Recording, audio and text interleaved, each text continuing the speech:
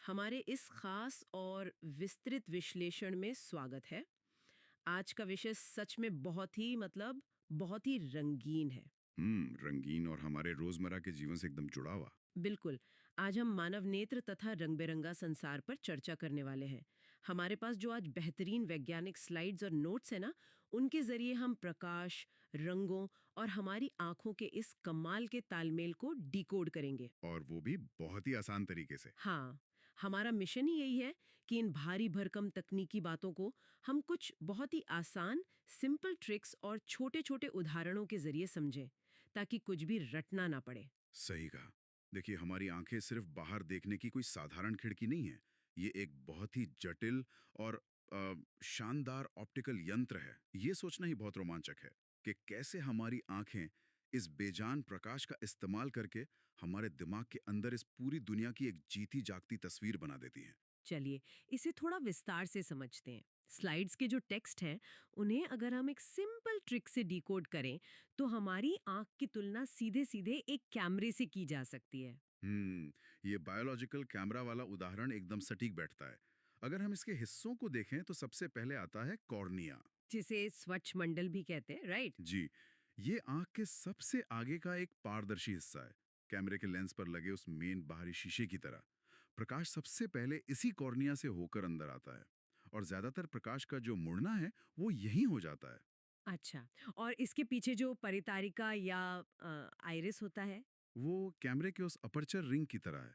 Iris ही पुतरी यानी प्यूपिल के साइज को कंट्रोल करता है। तो मतलब आइरिस तय करता है कि आंख के अंदर कितनी रोशनी जाएगी। बिल्कुल, जैसे आप धूप से अचानक किसी अंधेरे कमरे में जाते हैं, हाँ हाँ, तो शुरुआत में कुछ नहीं दिखता। क्योंकि धूप में आइरिस ने पुतली को सिकोड़ दिया था ताकि आंखें चौंधिया ना जाएं। अंधेरे में वो धीरे धीरे उसे फैलाता है। वाओ! और फिर लाइट अंदर जाकर रेटिना से टकराती है, दृष्टिपटल, जो एक स्क्रीन का काम करता है जहां सिग्नल बनते हैं। एकदम सही। और फिर वो सिग्नल दिमाग तक जाते हैं। पर आंख कैमरे वाले उदाहरण में एक दिक्कत है। क्या? कैमरे में तो हम लेंस घुमाकर फोकस सेट करते हैं ना, पास के लिए अलग, दूर के लिए अलग। हमारी आंखों में तो ऐसा कोई बटन नहीं है। स्लाइड में इसके लिए एक बहुत ही भारी शब्द है, समंजन क्षमता। हाँ, पावर ऑफ अकोमोडेशन। तो अगर मैं यहाँ अपनी सिंपल ट्रिक लगाऊं, तो ये बिल्कुल हमारे स्मार्टफोन के ऑटो फोकस की तरह है। आप इसे ऑटो फोकस ही कह सकती हैं।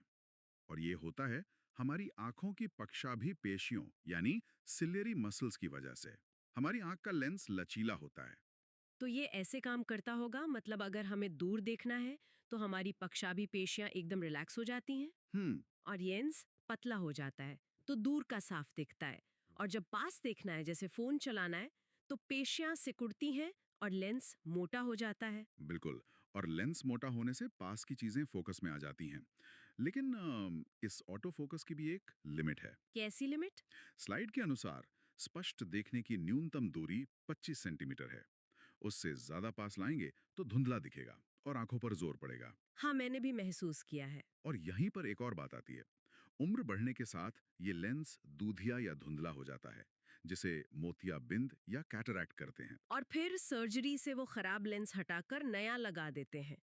तो इस सब का असल में क्या मतलब है? मतलब जब ये ऑटो फोकस काम करना बंद कर दे? तब दृष्टि दोष होते हैं। स्लाइड में 3 मुख्य दोषों का जिक्र है: मायोपिया, हाइपरमेट्रोपिया और प्रेसबायोपिया। सबसे पहले मायोपिया, निकट दृष्टि दोष। नाम निकट है पर इसमें दूर का नहीं दिखता, क्योंकि दूर से आने वाली लाइट रेटिना तक पहुंचने से पहले ही उसके आगे फोकस हो जाती है, फैला देता है ताकि वो सीधा रेटिना पर जाकर मिले। और हाइपरमेट्रोपिया में ठीक इसका उल्टा होता है। जी, दीर्घ दृष्टि दोष में पास का नहीं दिखता, क्योंकि प्रतिबिंब रेटिना के पीछे बनता है। तो यहाँ भी लेंस का लॉजिक लगाते हैं। लाइट बहुत दूर जा रही है तो उसे जल्दी से कोड़ने के लिए उत्तल लेंस, मतलब कॉन्वेक्स लेंस का उपयोग करेंगे। एकदम सही। ये बहुत ही आसान तरीका है याद रखने का। और जो तीसरा है, जरा दूरदृष्टिता। प्रेस बायोपिया, ये उम्र के साथ होता है। पेशियां कमजोर हो जाती हैं। कई बार लोगों को दोनों दोष एक साथ हो जाते हैं। तो फिर वो बाइफोकल लेंस पहनते हैं, जिसमें ऊपर अवतल होता है दूर देखने के लिए और नीचे उत्तल होता है पास का पढ़ने के लिए। सही कहा। चलिए, यहाँ पे बात सच में बहुत दिलचस्प हो जाती है। हमारे नोट्स में नेत्रदान या आई डोनेशन पर भी कुछ बहुत चौंकाने वाले तथ्य हैं। हाँ, जब हम स्लाइड का ये डेटा देखते हैं तो नेत्रदान सच में महादान लगता है। एक जोड़ा आंखें 4 लोगों को दृष्टि दे सकती हैं। एक जोड़ा आंखें और 4 लोगों को रोशनी, ये सच में बहुत बड़ी बात है। और इसमें ज़्यादा समय भी नहीं लगता है। मृत्यु के 4 से 6 घंटे के भीतर आंखें निकाल लेनी चाहिए और इस प्रक्रिया में सिर्फ 10 से 15 मिनट लगते हैं। और दान कौन कर सकता है? क्या चश्मा पहनने वाले कर सकते हैं? बिल्कुल कर सकते हैं। मधुमेह यानी डायबिटीज़ के मरीज भी कर सकते हैं। और कौन नहीं कर सकता? जो लोग एड्स, रेबीज, हेपेटाइटिस जैसी संक्रामक बीमारियों से पीड़ित हों, वो दान नहीं कर सकते। ये जानकारी बहुत जरूरी थी। खैर, आंखों के अंदर की दुनिया से अब बाहर आते हैं। स्लाइड के अगले हिस्से में प्रिज्म, रंग और आसमान के इंद्रधनुष की बात है। यहाँ सबसे हैरान करने वाली बात यह है कि जो श्वेत प्रकाश है यानी सफ़ेद लाइट जो हमें दिखती है, वो असल में सफ़ेद है ही नहीं। वो 7 रंगों का मिश्रण है। बिल्कुल। और जब ये सफ़ेद लाइट प्रिज्म से गुजरती है तो विक्षेपण होता है, जिसे हम डिस्पर्जन कहते हैं। प्रकाश 7 रंगों में बट जाता है। विबज्योर, बैंगनी, जामुनी, नीला, हरा, पीला, नारंगी और लाल। हाँ। यहाँ भी रंगों के झुकने के लिए एक सिंपल ट्रिक है। लाल रंग की वेवलेंथ सबसे ज्यादा होती है, तो वो सबसे कम झुकता है। और बैंगनी रंग की वेवलेंथ कम होती है तो वो सबसे ज्यादा झुकता है।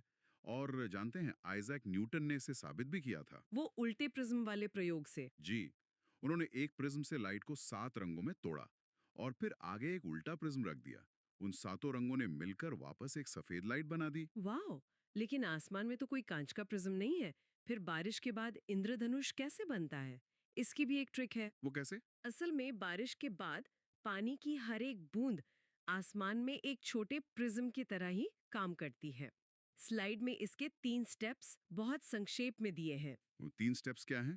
पहला, प्रकाश का अपवर्तन तथा विक्षेपण, जिससे लाइट 7 रंगों में टूटती है। हम्म। दूसरा, पूर्ण आंतरिक परावर्तन, लाइट बूंद के अंदर टकराकर वापस मुड़ती है।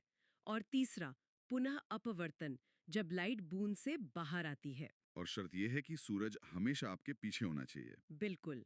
चलिए अब वायुमंडलीय अपवर्तन और तारों के टिमटिमाने पर आते हैं। मेरा एक सवाल है, पूछिए। तारे क्यों टिमटिमाते हैं लेकिन ग्रह मतलब प्लैनेट्स क्यों नहीं? ये बहुत अच्छा सवाल है। इसे हम वायुमंडलीय अपवर्तन से बहुत संक्षेप में समझ सकते हैं। हमारे वायुमंडल में गर्म और ठंडी हवा की परतें हैं। जो लगातार हिलती रहती हैं। हाँ, और इसी कारण तारों से आने वाली रोशनी अपना रास्ता बदलती रहती है। कभी रोशनी ज्यादा आती है, कभी कम। इसलिए तारे टिमटिमाते हैं। और ग्रह? ग्रह पृथ्वी के बहुत पास हैं। वो रोशनी के बहुत सारे बिंदुओं का एक बड़ा स्रोत है। तो उनके प्रकाश में जो छोटे मोटे बदलाव होते हैं, वो आपस में कैंसल होकर शून्य हो जाते हैं। तो इसीलिए ग्रह स्थिर दिखते हैं। और पता है, इसी अपवर्तन के कारण हमें दिन में 4 मिनट का फायदा भी होता है। बिल्कुल। हमें सूरज असल समय से 2 मिनट पहले उगता हुआ दिख जाता है। और ढलने के 2 मिनट बाद तक दिखता रहता है। कमाल है। अब हमारे आखिरी टॉपिक पर आते हैं, प्रकाश का प्रकीर्णन यानी स्कैटरिंग ऑफ लाइट। इसमें टिंडल प्रभाव का जिक्र है। जैसे घने जंगल में पेड़ों के बीच से आती धूप का रास्ता दिखना। एकदम सही। जब लाइट हवा में मौजूद कणों से टकराकर बिखरती है, तो उसे प्रकीर्णन कहते हैं। यहाँ हम अपनी प्रकीर्णन वाली एक सिंपल ट्रिक लगाते हैं, जिसे हम पार्टिकल साइज रूल कह सकते हैं। वो रूल क्या कहता है? कि बहुत छोटे कण हमेशा नीले रंग को बिखेरते हैं, क्योंकि नीले रंग की तरंग दैर्घ्य कम होती है।